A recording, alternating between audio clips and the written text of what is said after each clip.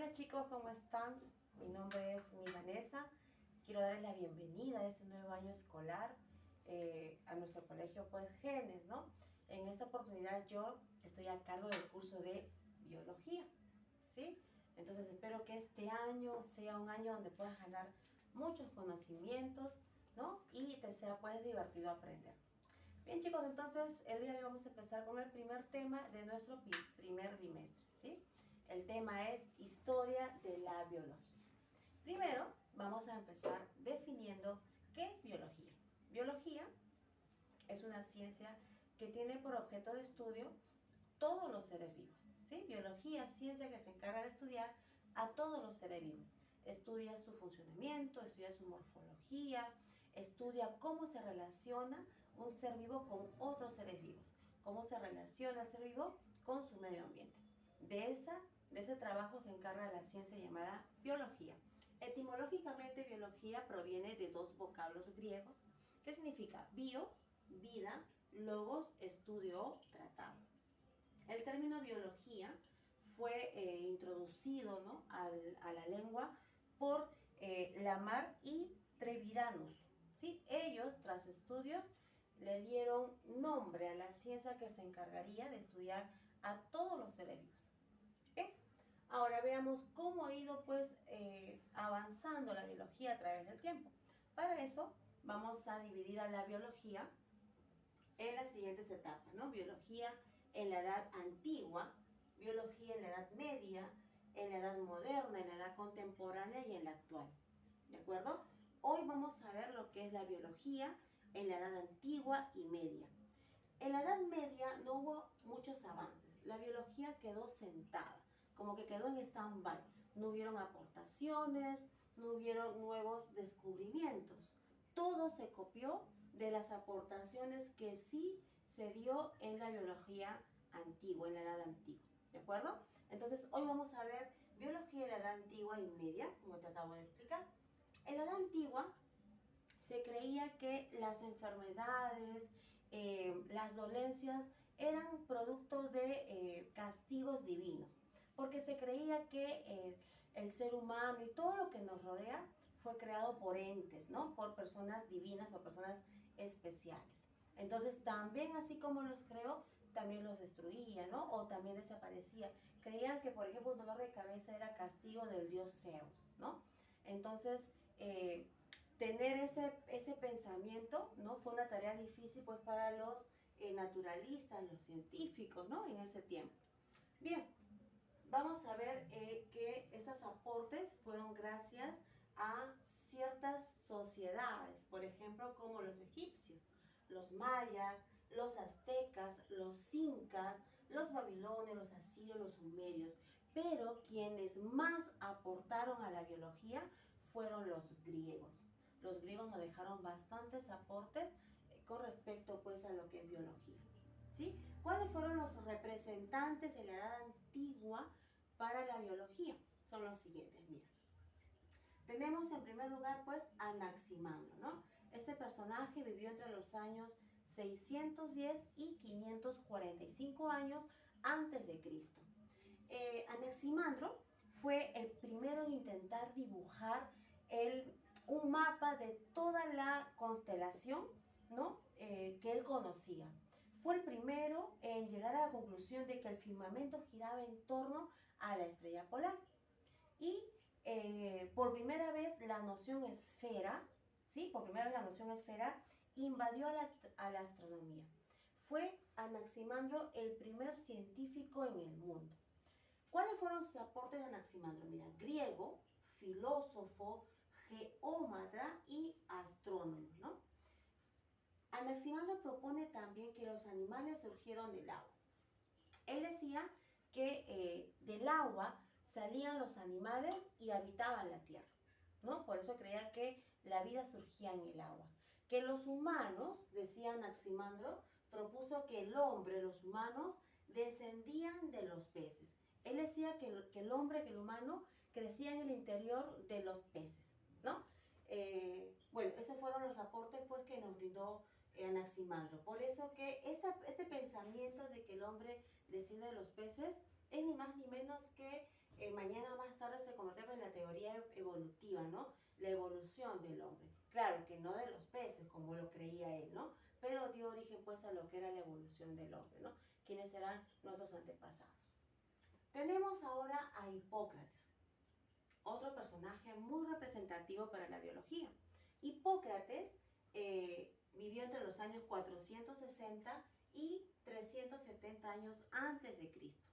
¿Cuáles fueron sus aportes de este caballero? Para empezar, él era conocido como el Grande. ¿Por qué lo llamaban así? Porque era muy hábil en diagnosticar, ¿no? Él veía a una persona con dolencias y rápidamente tenía la habilidad para dar con el mal, ¿no? Era muy hábil, por eso era conocido como el Grande, bien llamado el Grande. ¿Cuáles fueron sus aportes, no? Griego también, mira. Considerado el padre de la medicina antigua, ¿sí? De la medicina antigua, padre de la medicina antigua. Su obra se llamó Corpus Hippocraticum, ¿sí? Es una obra que contiene más de 70 obras médicas, que se supone él las creó. Propone también la teoría de los 4 humores, ¿no? Él decía que cada persona tenía una personalidad ya marcada gracias a 4 elementos. ¿Cuáles eran esos elementos? Era la sangre, bilis negra, bilis amarilla, flema, ¿no? Decía que si una persona tenía mayor cantidad de cualquiera de estos elementos, su personalidad pues se iba a notar. Por ejemplo, ¿no? Si una persona tenía más de este elemento sangre, entonces era una persona sanguínea. Y una persona sanguínea era caracterizada por ser una persona dinámica, entusiasta, una persona muy activa, pero con tendencia a ser una persona pues un poco exagerada, ¿no? Y egoísta. Ahora, si una persona tenía más elemento bilis negra, era una persona melancólica, ¿no? Que se caracterizaba por ser una persona tranquila, analítica, altamente reflexiva, pero con tendencia a ser una persona un poco negativa, con pesadumbre, una persona depresiva también. El otro elemento que propone Hipócrates era la bilis amarilla, ¿sí? La persona que tenía mayor elemento de bilis amarilla era una persona colérica, ¿no? Con las características de ser una persona irritable, una persona renegona, gruñona, ¿no? Y con tendencia a ser una persona también muy apasionada, con mucha energía y con mucha decisión. Y el otro elemento que propone Hipócrates era flema.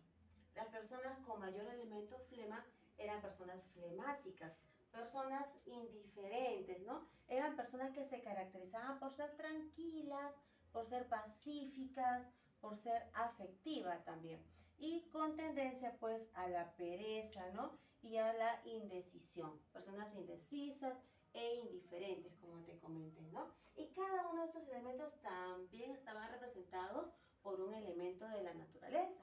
Por ejemplo, ¿no? Las personas que tenían elemento sangre se relacionaban con el elemento aire. Las personas que tenían mayor elemento bilis negra, ¿no? Se relacionaban con el elemento de la naturaleza que era la tierra.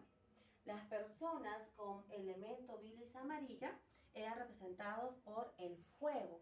Y por último, ¿no? Las personas flema, con elemento flema, flemático, eran representados por el elemento de la naturaleza que era el agua.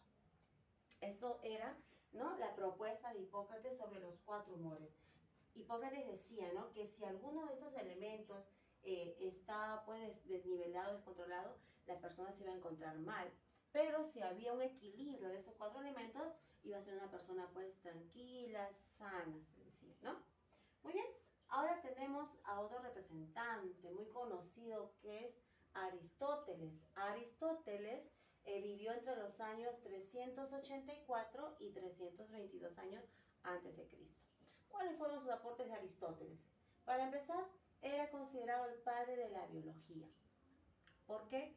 Porque Aristóteles dedicó su vida a estudiar a la naturaleza, a los seres vivos para ser más exactos, ¿sí?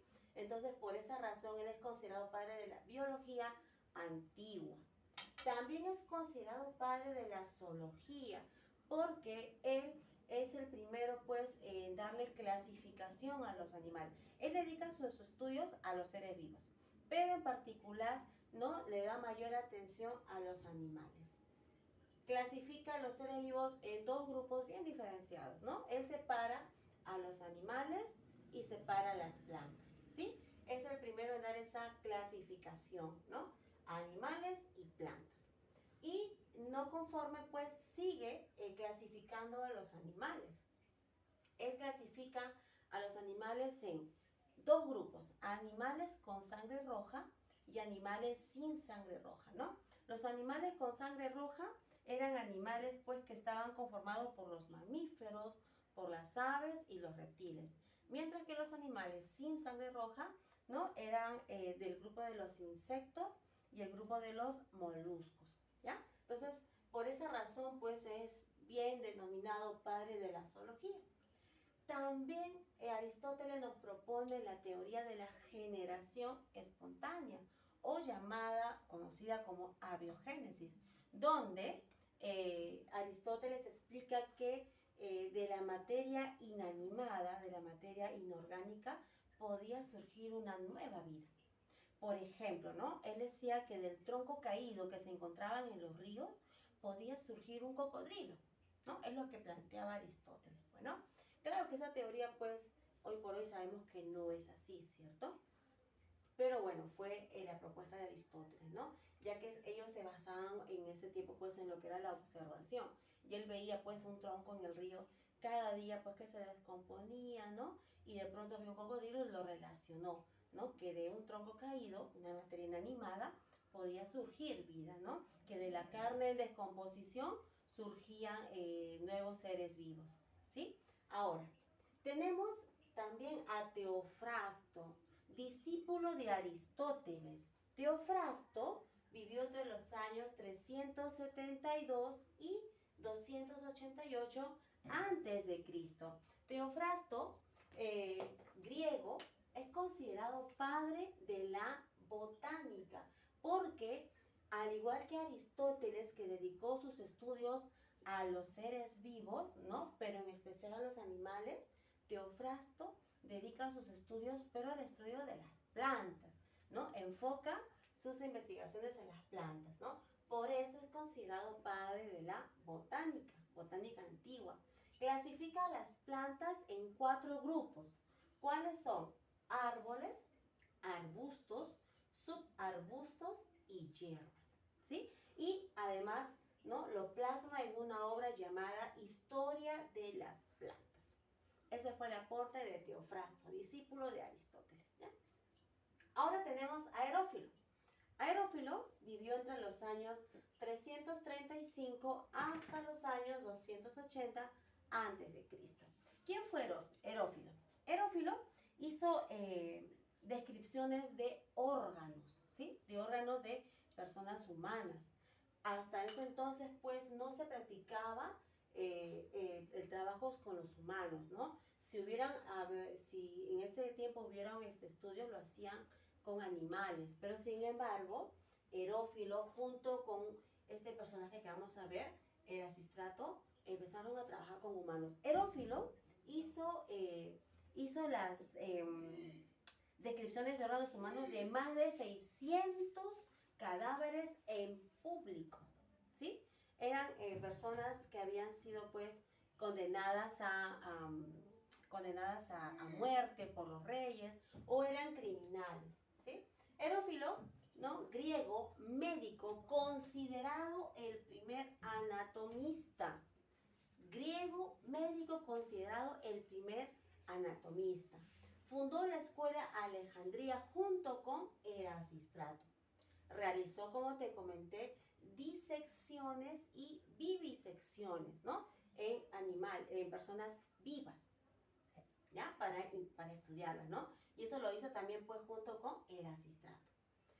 Propuso que la inteligencia procedía del cerebro y no del corazón, como pues lo suponían Hipócrates, ¿no? Hipócrates decía que la inteligencia procedía del corazón, pero Herófilo dice lo contrario, ¿no? Dice, no, la inteligencia procede del cerebro. Muy bien. Ahora tenemos a Erasístrato, ¿no? Justo te comentaba que al lado de Herófilo fundan la escuela Alejandría y realizan las disecciones y las vivisecciones, ¿no? En personas vivas. Claro, no eran cualquier persona, eran personas condenadas a muerte o criminales, ¿ya? Erasístrato vivió entre los años 310 y 250 años antes de Cristo. Griego, médico, anatomista experimentador Erasístrato, ¿ya? Anatomista experimentador, fundador de la fisiología experimental y, como te comenté, funda la escuela Alejandría, ¿ya? Erasístrato estudia también lo que eran pues los órganos, ¿no?, de mujeres para explicar la función del útero. Ahora tenemos a Galeno, Claudio Galeno, romano, máximo representante de la medicina después de Hipócrates, ¿de acuerdo? Primero Hipócrates, ¿no?, padre de la medicina antigua. Después de él tenemos como representante a Claudio Galeno. Claudio Galeno, romano máximo representante de la medicina después de Hipócrates, realiza disecciones y vivisecciones, pero no lo hace en humanos. Él trabaja con animales, ¿no? ¿Qué animales utilizó? Pues los más parecidos a nosotros, ¿no? En este caso los monos y en el caso de órganos, los cerdos, ¿ya? Mira, él estudia, ¿no?, los riñones, la médula, las arterias, pero más no lo hace con humanos, ¿ya? Otros aportes que tiene Galeno, Claudio Galeno, es que demuestra cómo diversos músculos, ¿no?, eran controlados por la médula. También demostró que el cerebro es el órgano encargado del control de la voz. Claudio Galeno también nos demuestra, ¿no?, cómo funcionaban las válvulas del corazón. También nos enseña a diferenciar las venas de las arterias. ¿Te das cuenta? Fueron muchos aportes que nos brinda Claudio Galeno, ¿no? Entonces, estos fueron los aportes, chicos, más resaltantes de la biología antigua y media. Como te explicaba, en la Edad Media pues no hubieron muchos aportes, ¿no? La biología quedó sentada, no hubieron descubrimientos, no hubieron avances, ¿ya? Por eso pues que todo lo que se descubrió en la Edad Antigua se duplicó, se podría decir, en la Edad Media, ¿de acuerdo? Muy bien, entonces, chicos, hemos terminado con esta clase. Tienes una tareita, ¿sí? Vas a resolver la página de tu librito, página 122, y vas a desarrollar las preguntitas del 1 al 10, ¿sí? Ahora, vas a tener un examen también, ¿no? Un examen de rapidez. Recuerda, ¿no?, los eventos más representativos, más resaltantes de cada personaje, ¿no? Por ejemplo, a ver, te hago recordar, padre de la biología, Aristóteles, ¿no? Padre de la biología antigua.